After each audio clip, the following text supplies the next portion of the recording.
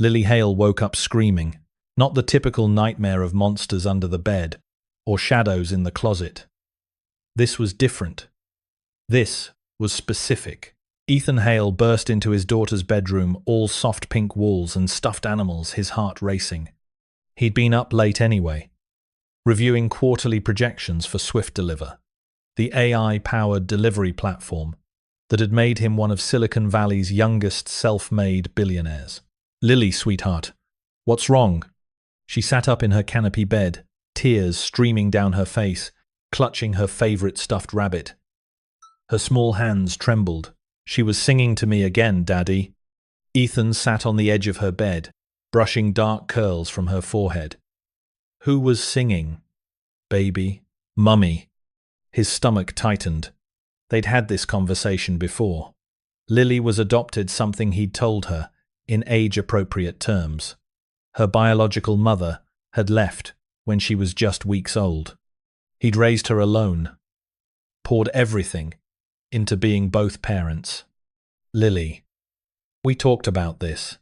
Dreams aren't real, sweetheart.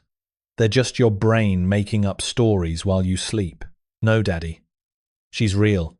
Lily's voice grew urgent, insistent.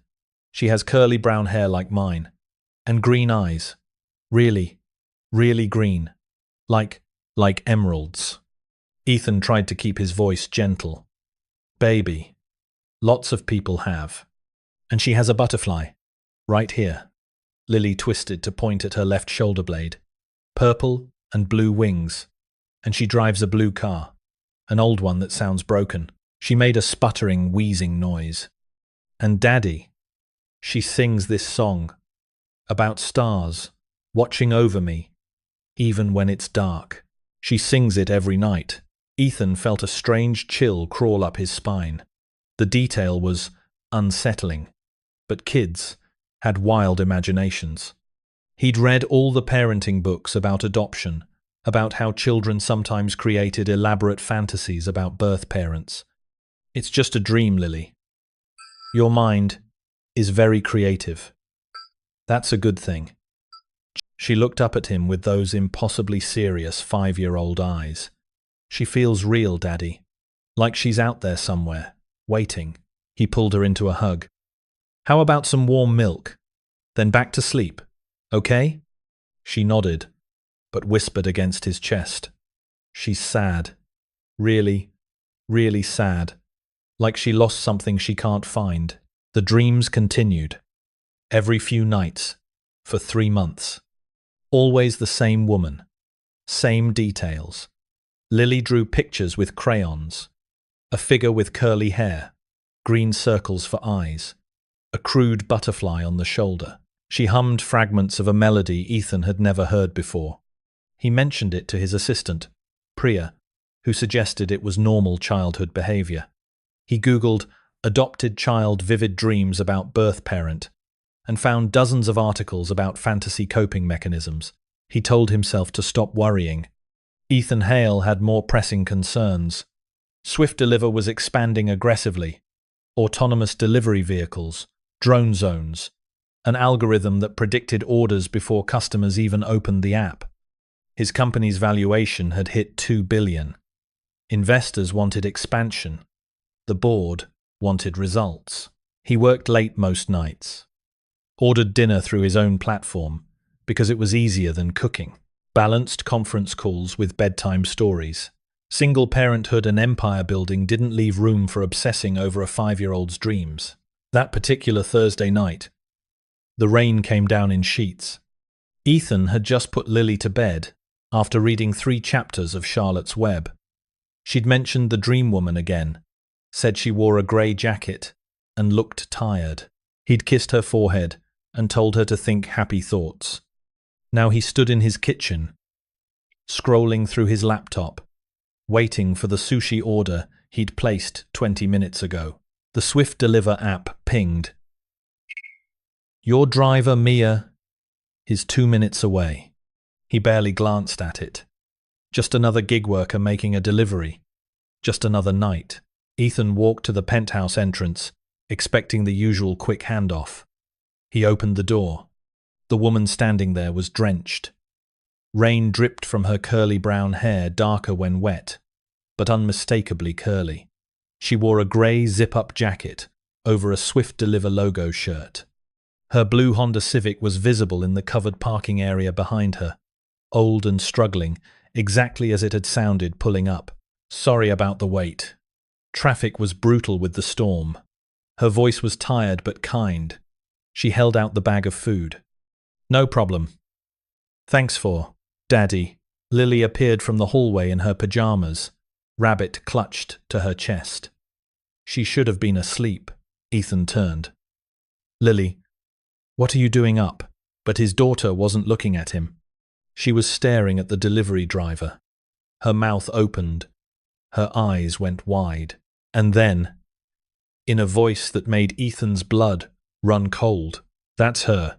That's Mommy from my dreams. The delivery driver, Mia, according to the app, looked confused, uncomfortable. She laughed nervously. Oh, kids, right? I get that a lot, actually. I must have one of those faces. But Lily stepped closer, pointing. You have the butterfly. On your shoulder. Purple and blue. Mia's smile faltered. Her hand instinctively went to her left shoulder blade, covered by her jacket. How did you...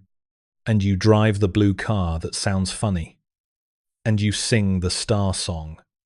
About watching over me when it's dark. Ethan's heart hammered. This wasn't possible. This was a stranger.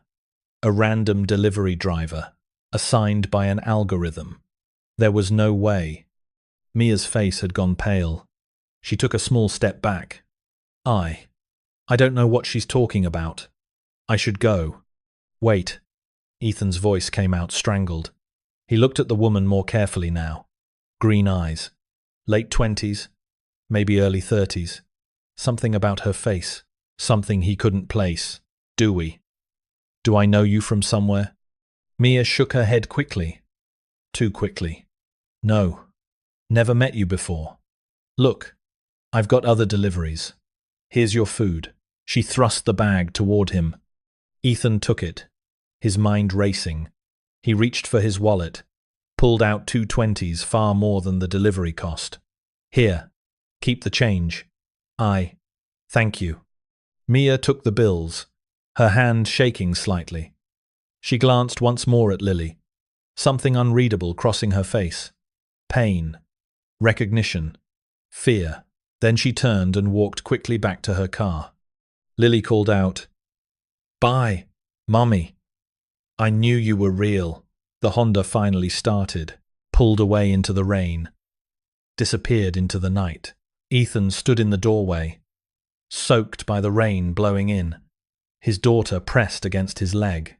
His rational mind said, Coincidence. Lucky guess. Impossible.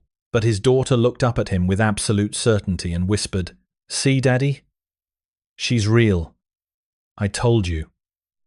He closed the door slowly. The click echoed like a gunshot in the quiet penthouse. Mia's face flashed in his mind. Pale. Shaken. The way she'd touched her shoulder as if burned. The way she'd run. This was impossible. A random driver. An algorithm's choice. No connection between them, yet every detail matched. Every single one. The curly hair. The green eyes. The butterfly tattoo Lily couldn't have possibly known about. The blue car with its struggling engine. Even the grey jacket. Ethan's pulse thundered in his ears. He looked down at his daughter, then at the rain-streaked window where the blue car had vanished into the San Francisco night. Lily tugged his hand. Now, you believe me, right, Daddy? He couldn't speak, couldn't think.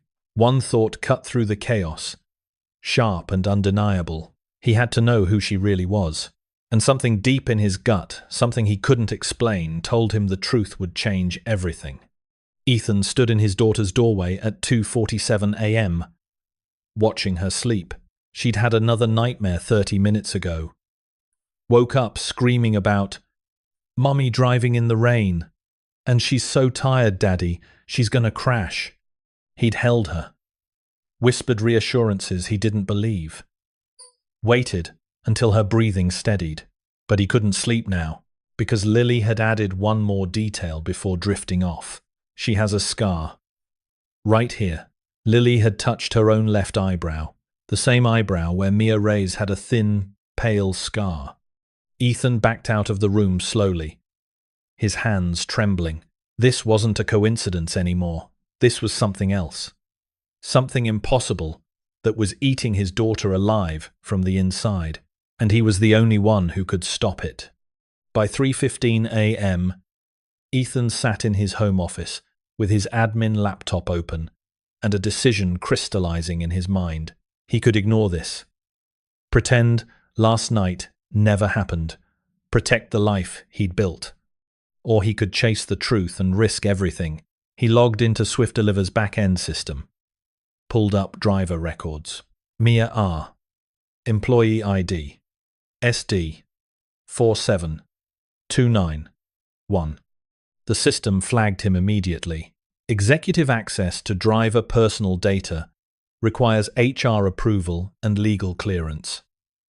Unauthorized access may result in termination and legal action.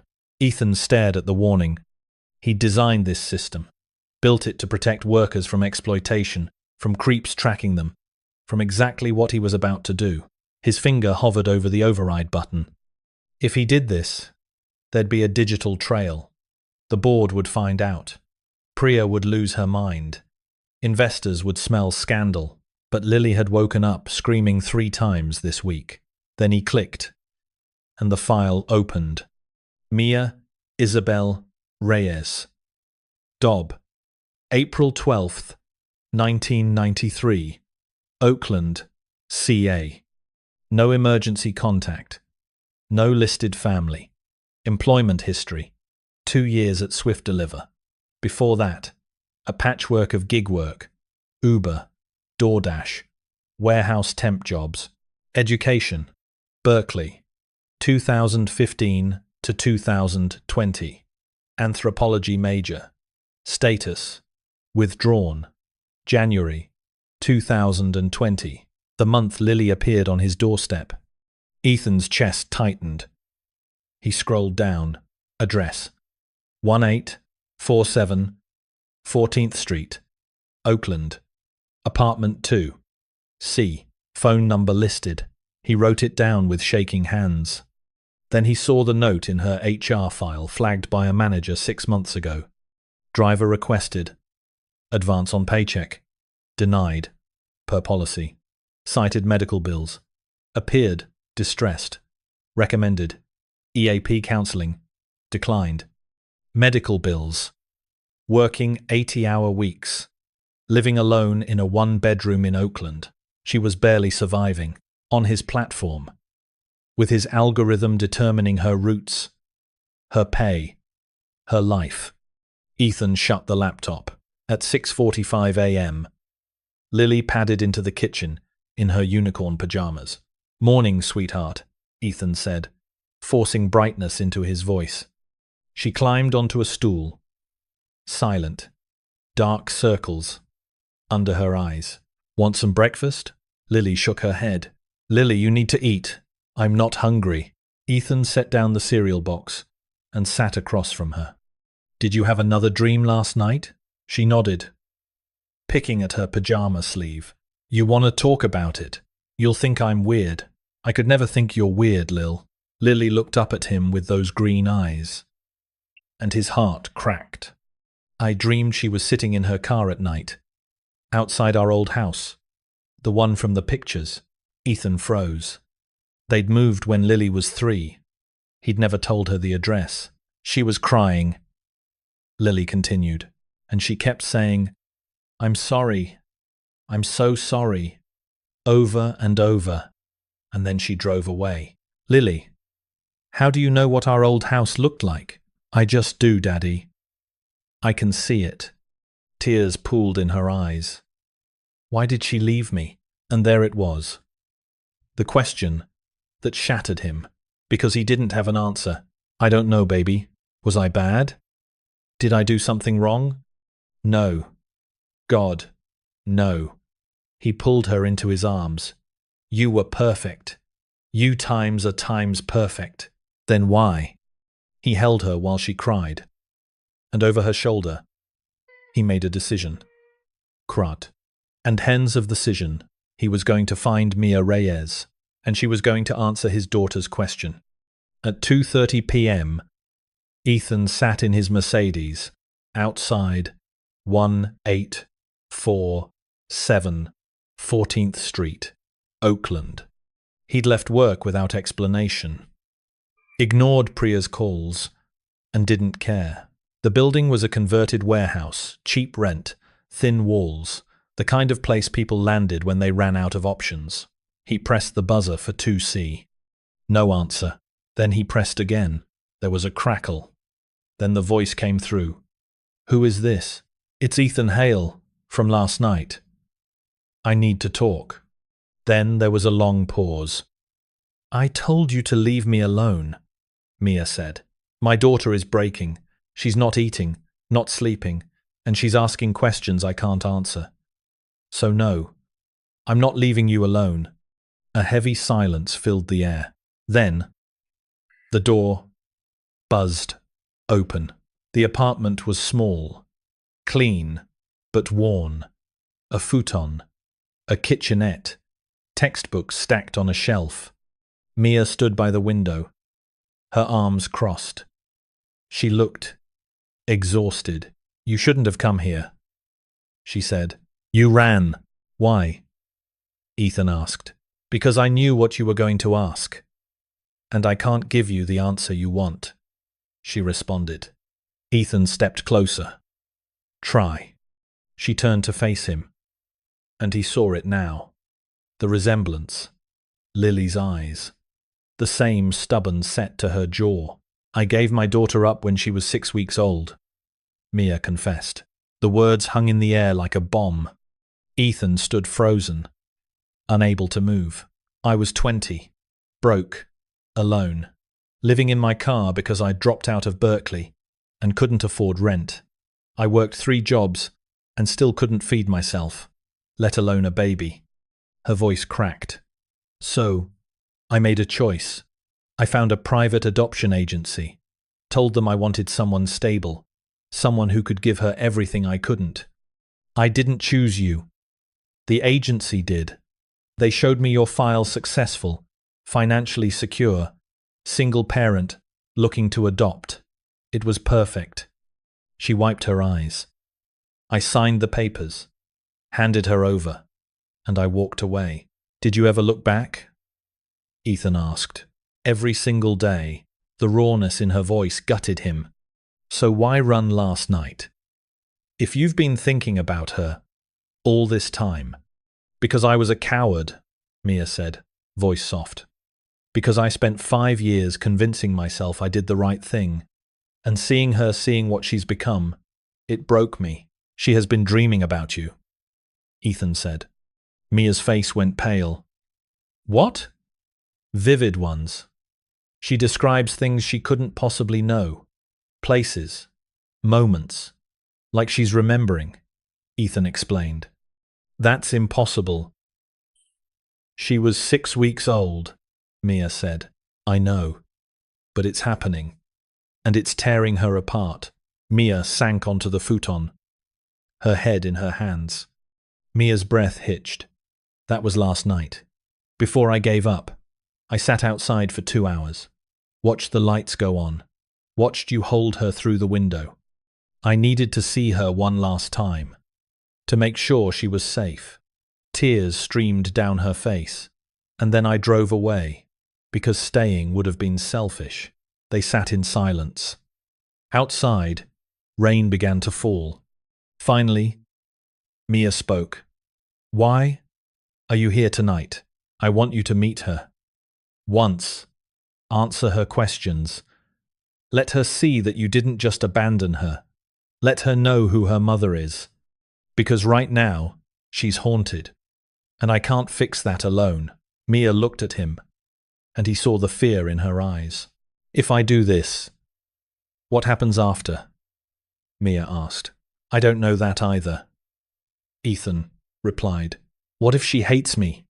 Mia cried. What if she needs you? Ethan said. Mia closed her eyes and took a shaky breath. When? Tomorrow. My place. Just coffee. Casual. We'll tell her you're a friend. Mia stood, walked to the window, stared out at the rain. Okay. That night, Ethan sat on the edge of Lily's bed. I need to tell you something. She looked up from her stuffed rabbit. What? What? Remember the lady who brought our food last night? Lily sat up fast. The one from my dreams. She's coming over tomorrow morning. Lily's eyes went huge. Really? Yeah. To talk. Is that okay? Lily nodded, but her hands twisted the rabbit's ears nervously. Daddy, what if she doesn't want me? The question hit him like a punch. Then that's her loss. Not yours. But Lily wasn't convinced. In my dreams, she's always crying. Like something bad happened. Ethan's skin prickled. What kind of bad? I don't know. But she's scared. Really scared. He kissed her forehead, hiding his own unease. Get some sleep, Lil. As he closed the door, Lily whispered, Daddy? I can't wait to see her. Saturday morning arrived with unexpected sunshine. Ethan had been up since 5, cleaning an already spotless penthouse, rehearsing what to say, changing his shirt 3 times like a teenager on a first date. Priya had texted him twice asking if he was okay. He'd responded with vague reassurances. He didn't know how to explain this, didn't know how to put into words that his entire world was about to shift on its axis because a 5-year-old had pointed at a stranger and said, That's Mommy. At 9:47 a.m., the buzzer rang. Ethan's heart lurched. He checked his reflection one more time, then opened the door. Over. Mia stood in the hallway wearing jeans and a simple green sweater that matched her eyes. Her hair was pulled back. No makeup. She looked terrified. Hi, she said softly. Hi. Come in. She stepped inside, and he watched her take in the space, the floor-to-ceiling windows, the modern furniture, the framed photos of Lily on every surface. Her eyes lingered on a photo from Lily's 4th birthday. The little girl blowing out candles, face scrunched in concentration. She's beautiful, Mia whispered. She gets that from you. Mia's eyes welled up. But before she could respond, footsteps thundered down the hallway. Is she here? Is she? Lily skidded to a stop. For a moment, nobody moved. Nobody breathed. The little girl and the woman stared at each other across 10 feet of hardwood floor. Then Lily's face broke into the biggest smile Ethan had ever seen. You came. Mia's voice cracked. Hi, Lily. I knew you'd come. I dreamed it. Lily took a tentative step forward. You're wearing green. Like your eyes. I dance, toe-toe. I dance. Mia laughed through tears. Yeah, I am. Can I hug you? Mia nodded, unable to speak. Lily ran across the room and threw her arms around Mia's waist.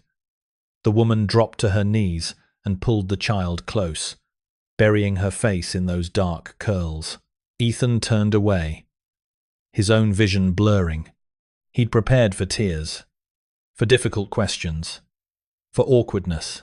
He hadn't prepared for this, for the way they fit together, like 2 pieces of a puzzle that had been separated too long. They sat in the living room. Lily insisted on sitting right next to Mia on the couch, their knees touching. Ethan made coffee with shaking hands. Acutely aware, he was witnessing something sacred. So, Mia said gently, your dad tells me you've been having some interesting dreams. Lily nodded enthusiastically. About you. I've been dreaming about you for months and months. What do you dream about? You singing to me. About stars. and how they watch over me even when it's dark. And you have a really pretty voice. Mia's hand went to her mouth. My grandmother used to sing that to me when I was little. I sang it to you. Those first 6 weeks, I knew it. Lily bounced excitedly. And you have the butterfly tattoo. Can I see it? Mia hesitated, then pulled down her sweater collar to reveal the purple and blue butterfly on her shoulder blade. Lily reached out with one finger, gently tracing the wings. It's so pretty. Why did you get it? Butterflies represent transformation, new beginnings. I got it when I was trying to become a better person. I think you're already a good person, Lily said, simply. The words destroyed Mia. She had to look away, blinking hard. Ethan set down coffee mugs, gave them space. But Lily wasn't done with her questions. Why did you give me away? There it was. The question that mattered most. Mia took a shaky breath. Because I loved you too much to let you suffer with me. What does that mean? It means I was very young and very poor. I didn't have money for food or a place to live. I was barely taking care of myself, and you deserved so much more than that. Lily processed this with the seriousness only a 5-year-old could muster. So, you gave me to Daddy? I gave you to someone who could give you everything I couldn't. A safe home, good food, toys and books and love. All the things I wanted for you but couldn't provide. But did you love me? Oh, sweetheart. Mia cupped Lily's face. I loved you more than anything in the entire world. That's why I let you go. That you go. I loved you go. Lily thought about this. Then, do you still love me? Every single day. Then why didn't you come find me before? The question hung in the air. Mia looked at Ethan helplessly. He nodded. Tell her the truth. Because I was afraid, Mia admitted. Afraid you'd be angry. Afraid you'd hate me. Afraid I'd ruin the wonderful life you have with your dad. Lily considered this with the gravity of a judge. Then she scooted closer and took Mia's hand. I could never hate you. You're my dream, Mommy. And just like that, Mia broke. She pulled Lily into her arms and sobbed years of grief and guilt and love, pouring out in a torrent she couldn't control. Lily patted her back. It's okay. I'm not mad. I promise. Ethan had to step out onto the balcony. His chest felt too tight, his emotions too raw. Below, the city sprawled in all directions. His empire, his success, everything he'd built. And inside, a woman he barely knew was holding his daughter. And it felt more right than anything had in 5 years. They spent the day together. Lily showed Mia her room, her toys, her drawings, including the ones of Dream Mummy, that made Mia cry all over again. They had lunch.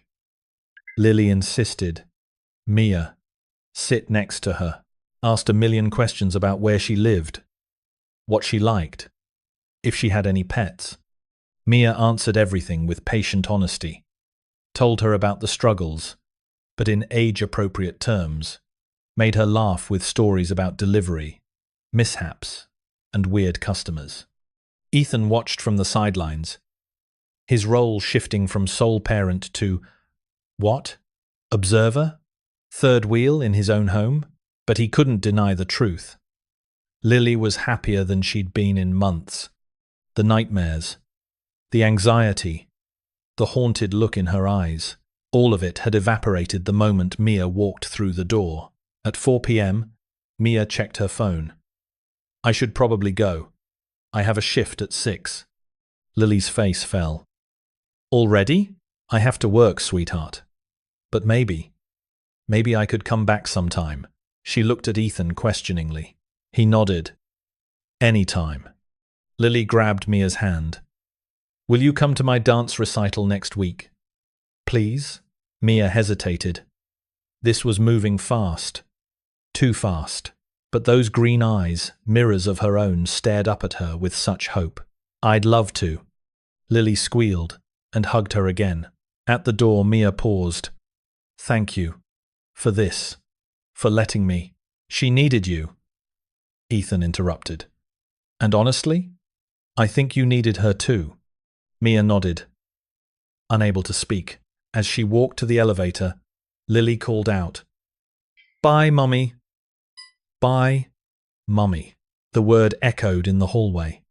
Mia turned back, tears streaming down her face. "Bye, baby girl." The elevator doors closed. Ethan looked down at his daughter, who was practically glowing. "I love her, Daddy. I know you do, Lil. Can she be my mommy? For real?"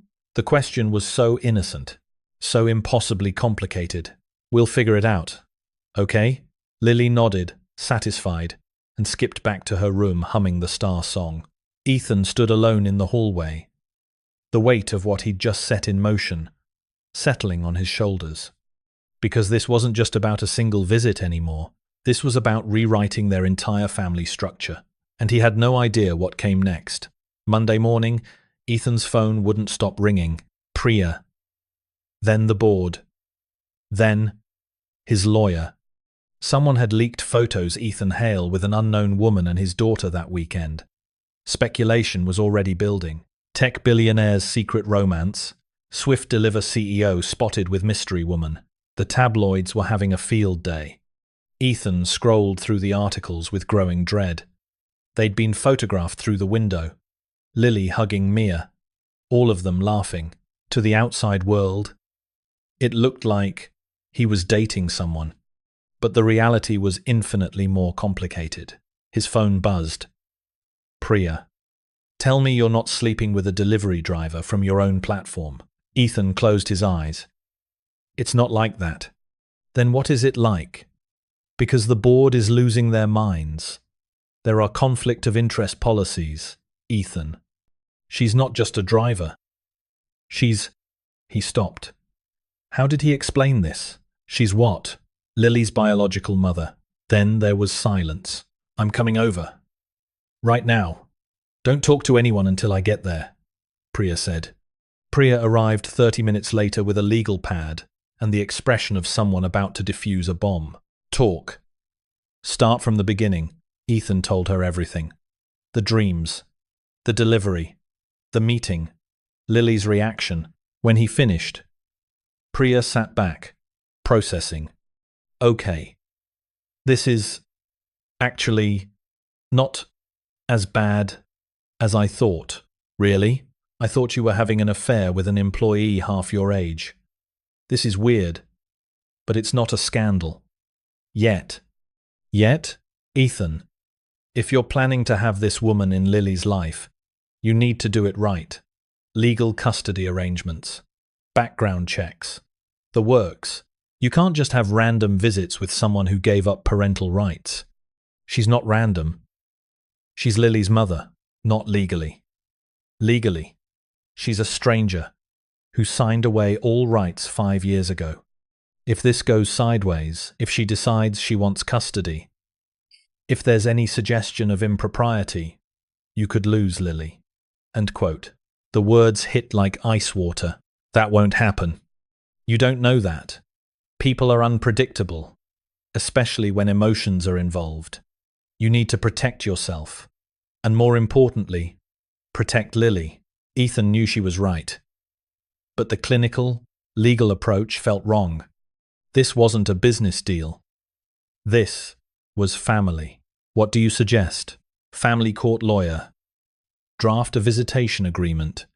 Get Mia to agree to terms. Make this official and above board. Above board. And if she refuses, then you have a problem." That night, Ethan called Mia. "We need to talk. About formalizing things." Silence on the other end. "What does that mean?" "It means my lawyer thinks we should have a legal agreement. For Lily's protection." "You want me to sign something?" The hurt in her voice was palpable. "I want to make sure we're doing this right. For everyone involved," Ethan explained. "I see." Her voice had gone cold. You want to control this. Make sure the poor delivery driver doesn't overstep. That's not. Ethan started, but Mia cut him off. I should go, she said, interrupting him. Mia, wait.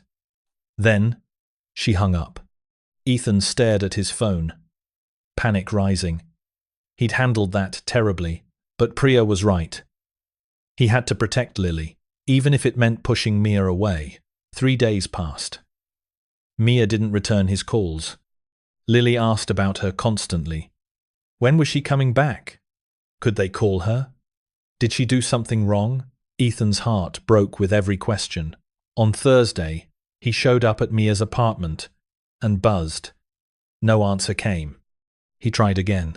Go away, Ethan, Mia said from the other end. Not until we talk, Ethan replied. There's nothing to say. You made it clear this needs to be a transaction. Fine. Send me your lawyer's papers, Mia said coldly. I don't want it to be a transaction. I want it to be right, Ethan insisted. For who? For Lily? Or for your billion-dollar company that can't afford bad press? Mia shot back. The accusation stung because it wasn't entirely wrong. Can you please just let me in? Ethan asked. There was a long pause. Then the door buzzed. Mia's apartment felt colder than last time. She stood by the window, her arms crossed defensively. I'm sorry, Ethan started. I handled that wrong. I'm not trying to control you or push you out. I'm trying to protect my daughter. Overlive. I'm no change of no. From uncertainty. From things falling apart and her getting hurt. Mia turned to face him. You think I'd hurt her? No. But I think life is unpredictable. I think emotions are messy. And I think Lily has already been through enough. So you want me to sign away my rights twice? I want us to agree on boundaries, visitation schedules, what our roles are, so nobody gets confused or hurt. Mia's eyes flashed. I gave her up because I had nothing to offer. Now, I finally have a chance to know her. And you want to put walls up? I want to build a foundation, not walls. It feels the same from where I'm standing. They stared at each other. The gulf between their worlds, never more apparent. Billionaire CEO versus gig worker. Adoptive father with all the power versus birth mother with none. Finally, Mia spoke. What does Lily want? What does Lily want? She wants you in her life. Then maybe we should ask her how, instead of lawyers deciding. The simple wisdom of it stopped Ethan cold. You're right. Mia blinked. What? You're right. This shouldn't be about legal agreements and contracts. It should be about what's best for her, about what she needs. Mia's shoulders relaxed slightly. So, what do? We talk to her. Together. Figure out what this looks like. And your lawyer? Mia asked. Can wait. This isn't a business deal. For the first time since he'd arrived, Mia's expression softened. Okay, Saturday afternoon. The three of them sat in Ethan's living room. Lily perched on the couch between them, swinging her legs, sensing something important was happening but not quite understanding what. Lilybug? Ethan started gently. We need to talk about Mia, about what you want. I want her to be my mommy, Lily said immediately. Mia's breath caught. I know, sweetheart. But it's a little more complicated than that. Mia and I need to figure out how that works. Lily looked confused. What's complicated? She's my mommy. You're my daddy. We're a family. The innocent logic of it was devastating in its simplicity. But Mia has her own life, Ethan explained. She can't just move in here. Why not? Mia jumped in. Because grown-ups have to figure these things out carefully, baby. Your dad and I, we don't really know each other that well. Well, but you know me, Lily insisted. And you both love me. So that means you should like each other. Ethan and Mia exchanged glances. It's not quite that simple, Ethan said. Why do grown-ups make everything so hard? Lily sighed dramatically. Despite the tension, both adults smiled. What if Mia came to visit a few times a week? Ethan suggested. Would that make you happy? Lily thought about it. Can she come to my dance class? And read me bedtime stories sometimes? Lily thought about it. Mia's eyes welled up. I'd love that. Can she come to my birthday party? It's in 3 weeks. Of course. And Thanksgiving? And Christmas? Those. Each request was another step deeper into integration. Another thread, weaving Mia into the fabric of their lives. Ethan felt control slipping away, the careful boundaries he'd imagined eroding with each innocent question. But looking at Lily's hopeful face, at Mia's tearful smile, he realized something. Maybe control wasn't what mattered.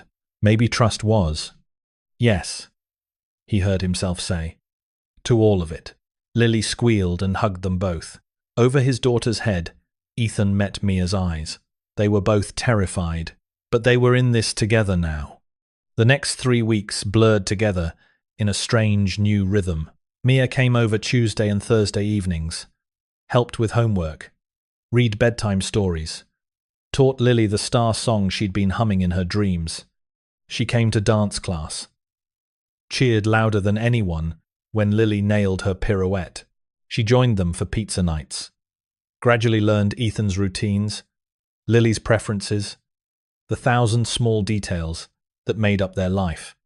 And slowly, carefully, the three of them began to feel like something more than strangers navigating an impossible situation. They felt like family. Ethan found himself looking forward to Mia's visits, not just for Lily's sake, but for the way her presence filled the empty spaces in their home. She made them laugh, told stories about her customers, brought a warmth and spontaneity that his structured, controlled life had been missing. And when Lily had nightmares, which happened less and less, Mia was the one who could soothe her back to sleep with the star song. But there were complications. Mia still worked grueling hours for Swift Deliver. She'd arrive exhausted, dark circles under her eyes, trying to hide how much the schedule was destroying her. Ethan wanted to help, offered to reduce her shifts, pay her directly, set her up with something easier. She refused every time. I don't want your charity, Ethan. It's not charity, Ethan said. It is. And I won't be that woman. The one who uses her connection to you. For money, but you're barely surviving. That's my problem. Not yours. Her pride was a wall he couldn't breach. 2 weeks in, Lily asked the question Ethan had been dreading. Can Mia move in with us? They were having breakfast. Mia had stayed over the night before, after a particularly late visit that turned into impromptu movie night. She'd slept on the couch, woken up to make Lily pancakes. Now both of them looked at Ethan expectantly. That's a really big step, Lily. But she's here all the time anyway. And she's always so tired from driving back and forth. It would be easier. Mia set down her spatula. Lily, honey, your dad's house it's his space. I can't just… Why not? It's big enough. There's like 1,000,000 empty rooms, Lily said. She wasn't wrong. The penthouse had 4 bedrooms. Ethan used one. Lily, another. The other 2 sat empty, collecting dust. But having Mia live here, that was a completely different level of commitment. Can we talk about this later? Ethan deflected. Just us grown-ups? Lily pouted but nodded. After she left for school, Ethan and Mia stood in the kitchen in awkward silence. I'm sorry, Mia said. I didn't put that idea in her head. I know. She wants what she wants. She wants a complete family. 2 parents under one roof. Is that crazy? Mia looked at him. Is it? We barely know each other, Ethan.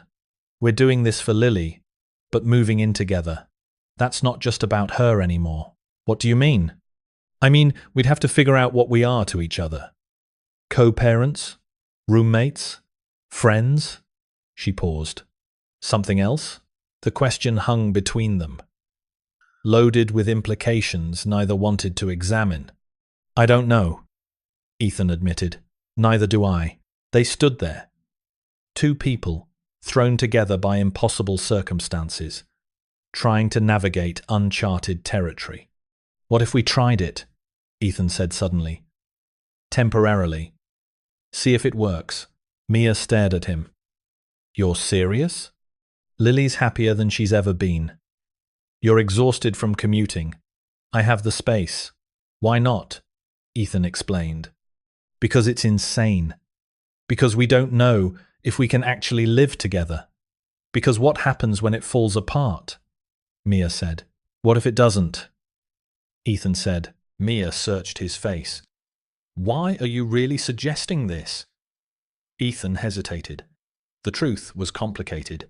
Yes, it would make Lily happy. Yes, it would help Mia. But there was something else. Something he'd been trying to ignore. He liked having Mia around. He liked the way she challenged him, brought him back down to earth when he got too caught up in work, made him laugh, made their massive, cold penthouse feel like a home. But saying that out loud felt like crossing a line. For Lily, he said. Let's try it for Lily. Mia studied him for a long moment, then, okay, but we set ground rules, clear boundaries. This is about Lily, not about us. Agreed. And if it doesn't work, then you move back out. No harm, no foul, Ethan assured her. Mia extended her hand. Deal. They shook on it, both pretending this was a simple arrangement, both ignoring the electricity that sparked when their hands touched. Mia moved in the following weekend. She didn't have much. A couple suitcases of clothes, some books, personal items that fit in the back of her Honda. Ethan helped her carry boxes up to the third bedroom, the one with the view of the bay. This is bigger than my entire apartment, Mia breathed. Make yourself at home. Lily bounced around excitedly, already planning sleepovers and movie nights and family breakfasts every day. That first night felt surreal. 3 people who barely knew each other, sitting down to dinner together, making small talk, navigating the awkwardness of shared space. After Lily went to bed, Ethan and Mia stood in the kitchen doing dishes in silence. This is weird, right? Mia finally said. Incredibly weird. But good weird, Ethan smiled. Yeah, good weird. She smiled back, and for a moment everything felt right. Then his phone rang, a number he didn't recognize. Hello? Mr. Hale, this is Jennifer Morrison from Family and Children's Services. His blood ran cold. How can I help you? We've received a report regarding your daughter Lily and an unvetted individual living in your home. We need to schedule a home visit to ensure the child's safety. Ethan's eyes snapped to Mia, who'd gone pale. Who filed a report? Ethan asked. I'm not at liberty to say, but we take these matters seriously. We'll need to conduct interviews with you, Lily, and Ms. Reyes. Are you available this Thursday? Yes, of course, Ethan responded. Good. We'll see you at 10 a.m. She hung up. Ethan set down his phone, his hands shaking. What was that? Mia whispered. Someone reported us to Child Protective Services. The words hit like a bomb. Everything they'd been building, the fragile trust, the tentative family structure, was now under investigation. And if they failed, Ethan could lose Lily. Mia could lose her again. And this time, there might be no second chances.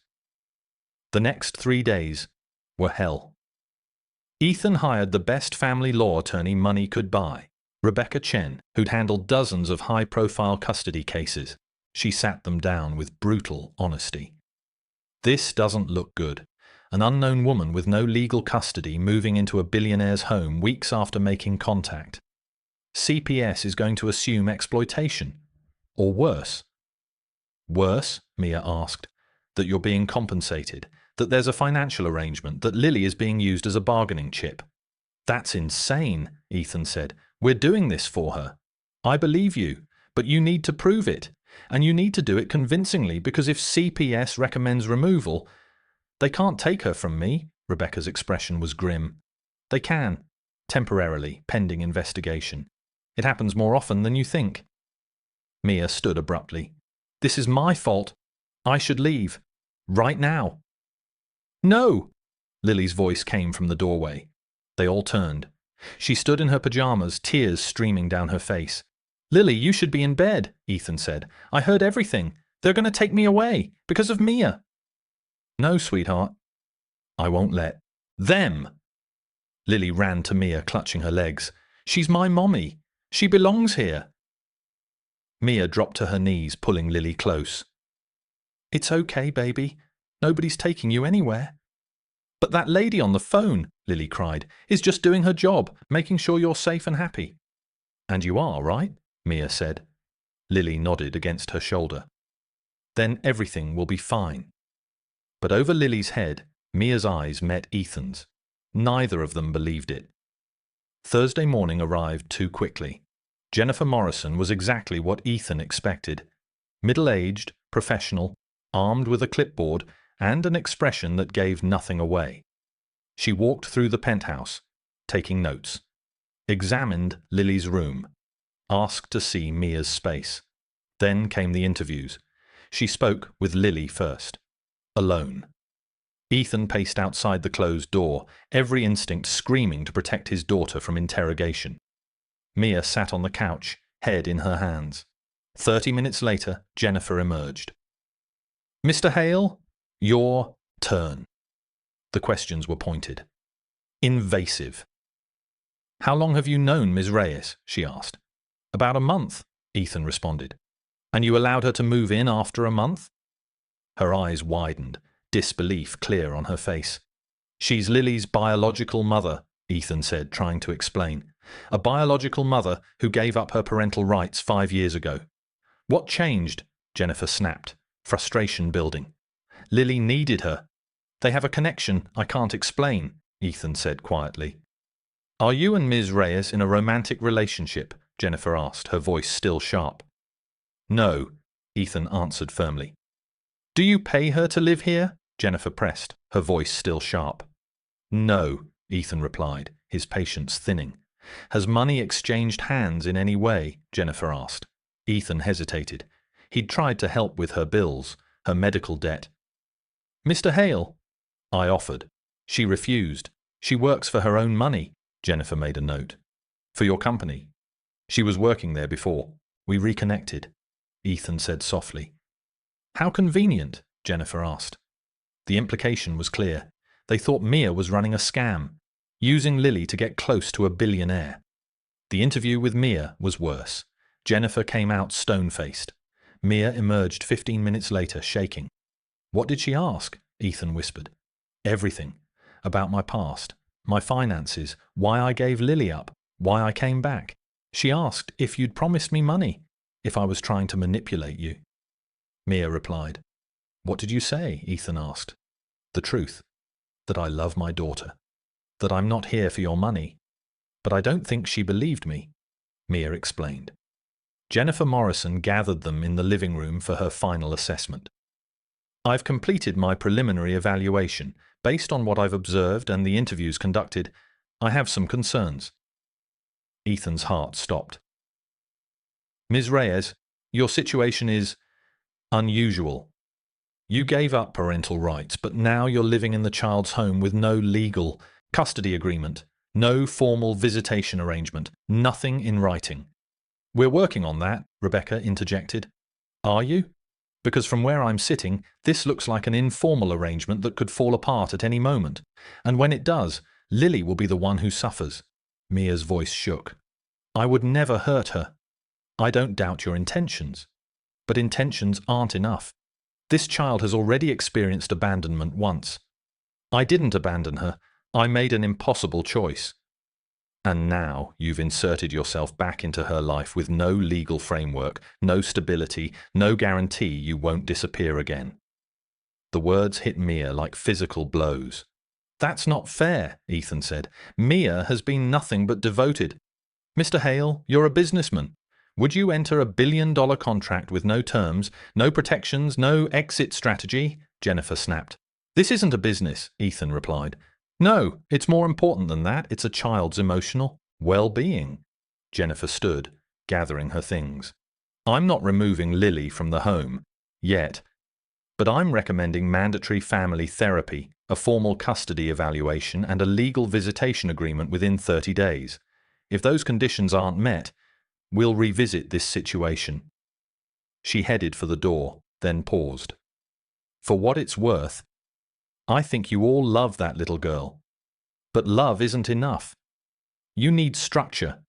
You need protection. You need to prove this isn't just a whim that will shatter her world when it ends." The door closed behind her. They sat in stunned silence. Finally, Lily emerged from her room. "Is she gone?" "Yeah, baby," Mia said. "Do I have to leave?" "No." "Do you?" Mia looked at Ethan helplessly. He made a decision. "Nobody's leaving. We're going to do exactly what she said. Therapy, legal agreements, whatever it takes." "But the lawyer bills," Mia started. "I don't care. We're in this together. All of us." Mia's eyes filled with tears. "Why are you doing this?" The question hung in the air. Why was he fighting so hard? Why was he risking his reputation, his company, his carefully constructed life? The answer was simple and terrifying. "Because you're not just Lily's mother anymore. You're part of our family, and I protect my family." The words shifted something fundamental between them. Mia stared at him, understanding dawning. This wasn't just about Lily anymore. This was about all three of them, and whatever happened next would change everything. The mandatory therapy started the following week. Dr. Sarah Patel specialized in blended families and adoption trauma. Her office was warm, filled with plants and soft lighting designed to put people at ease. It didn't work. The first session was awkward, stilted, everyone on their best behavior, carefully avoiding landmines. By the third session, the walls started crumbling. "Lily," Dr. Patel said gently, "can you tell me about your dreams? The ones about Mia before you met her?" Lily squirmed in her chair. "They were really real, like watching a movie." "What did you see?" "Mommy singing to me, and crying a lot, and sitting in her car in the rain, and—" She trailed off. "It's okay, sweetheart. And there was a man. A mean one. He was yelling at her." Mia went rigid. Ethan noticed immediately. "Mia?" Dr. Patel intervened. "Lily, why don't you go play in the waiting room for a few minutes? I need to talk to the grown-ups." Once she was gone, Dr. Patel turned to Mia. "Is there something you need to share?" Mia's hands twisted in her lap. I didn't think she could remember. She was so small. Remember what? Her father. Lily's biological father. Ethan felt the room tilt. In all their conversations, Mia had never mentioned him. "Who is he?" Dr. Patel asked. Mia's voice dropped to barely a whisper. "His name was Marcus. We dated for 8 months. I got pregnant. When I told him, she stopped, unable to continue. He hurt you," Dr. Patel said softly. Mia nodded. "He said I did it on purpose, to trap him. He got violent. I left, but he kept finding me, showing up at my apartment, my work. He said he'd take the baby from me, said I was unfit." Tears streamed down her face. "That's why I gave her up.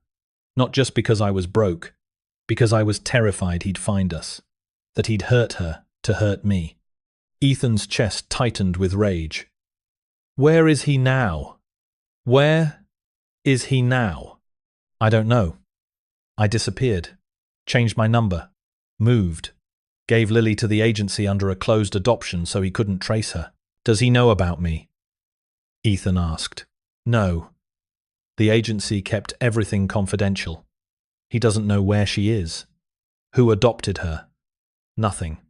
Dr. Patel leaned forward. "Mia, has he tried to contact you recently?" "No." It's been 5 years. I think he moved on. But you're not certain. No. Silence filled the room. Finally, Ethan spoke. Is that why you're so afraid? Why you keep pushing me away when I try to help? Mia looked at him, raw vulnerability in her eyes.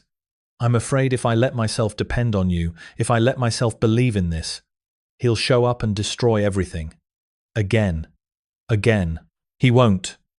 I won't let him, Ethan said. The intensity in his voice surprised even him. Dr. Patel observed them carefully. There's something else going on here. Something beyond co-parenting. Both of them looked away. Have either of you acknowledged the feelings developing between you? Ethan's heart hammered. It's complicated. It's complicated, is it? Or are you making it complicated because it's easier than admitting you care about each other? Mia stood abruptly. This isn't what we're here for. We're here for Lily. And Lily thrives when the adults in her life are honest. With her and with themselves. Mia grabbed her purse. I need air. La. She left. Ethan moved to follow. But Dr. Patel stopped him. Let her process. But know this, you can't build a stable home on unspoken feelings and unresolved trauma. Whatever is happening between you two, you need to address it. You considerment, for Lily's sake, if not your own.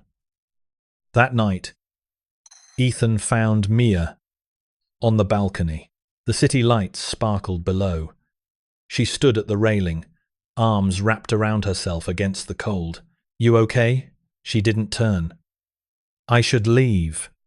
Don't. Every time I think we're making progress, something from my past shows up to remind me I don't belong in this world. Ethan stepped beside her. You belong here because Lily needs you, because she loves you. And what about you? The question caught him off guard. Mia finally looked at him. Do I belong here because of Lily? Or because of something else? Or Mia, Lily? There it was. The question. They'd been dancing around for weeks. Ethan could deflect, keep things professional, maintain boundaries, or he could tell the truth. Both, he admitted. Mia's breath caught. I started this for Lily, to help her. But somewhere along the way, it became about more than that. He ran a hand through his hair. You make us better. You make me better. And I don't want to lose that. Ethan, I'm not saying we have to figure out what this is right now. I'm just saying, don't leave. Please. Mia searched his face in the dim light. I'm terrified, she whispered. Of what? Of letting myself want this. Want you. Want this life. Because I've never had anything good that didn't get taken away. Ethan's hand found hers on the railing. Then maybe it's time to stop running. They stood like that for some time, their hands intertwined, the city breathing below them. Then Mia leaned her head against his shoulder, and Ethan knew, whatever complicated, messy thing this was becoming, he was all in. Inside, Lily watched. From her bedroom window, she saw them standing close, saw her daddy hold her mummy's hand, and she smiled, because in her dreams last night, she'd seen this too. All three of them, together, finally whole. But there was something else in the dream. Something dark. She couldn't quite remember. A man's face. Angry. Coming closer. Goad. Closer. She shook her head, pushing it away. Tonight was happy. Tomorrow she'd think about the scary parts. Tonight, she was just going to enjoy having a real family. If you enjoyed this episode, like, comment, and subscribe for more. Don't forget to hit the bell icon to stay updated, share the story with friends, and join us for more stories.